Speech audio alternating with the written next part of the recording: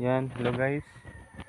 Update tayo sa ating cabbage at 16 days after transplant. Yan. Gumalaw na yung cabbage natin guys. Yan, at 16 days after transplant. So, ito yung tanim natin na cabbage update. Yan. So far, gumalaw na. Yan. So, management natin dito, insecticide, dalawang AI at tatlong AI, Bixar, Pegasus, at saka paamoy natin na Malatayon. Yan. So, common insect nito, DDM or diamond backmoth. Yan. So, sa isang linggo, 2 beses tayo spray. Yan. Bixar at saka Pegasus. Yan. Pwede sa DBM, tapos paamoy Malatayon. Yan. So, fungicide natin dito, Mancozeb AI, Agroblo. Yan. Mancozeb with zinc plus common na Mancozeb. Yan, yung ordinary. So, yun lang yung management natin dito sa ating cabbage. Yan. Not less than 25k, not more than 30k. Yan, health. Yan.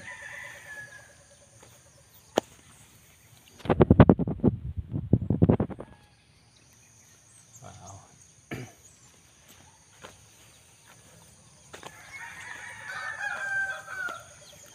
So, yun lahat yung ating tanim. Update natin sa ating cabbage.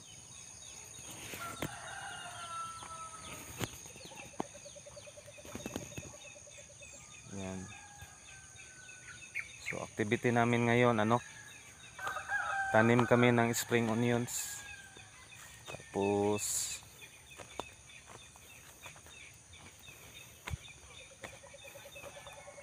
pag ma-harvest na yung spring onions na itinanim namin, ipalit namin dito sa cabbage kasi lang to, 55 to 60 days after transplant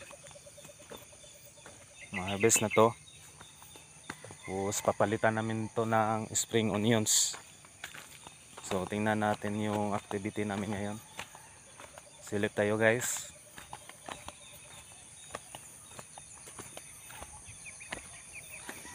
So yan lang, pasilip natin sa ating cabbage. Pasilip natin yung activity din namin ngayon. Yan.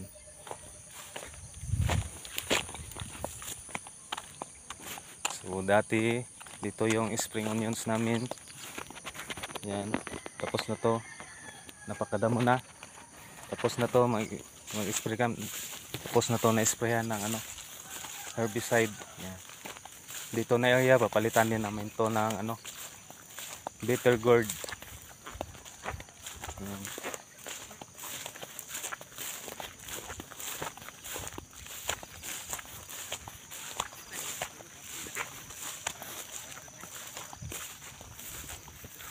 Daming damo.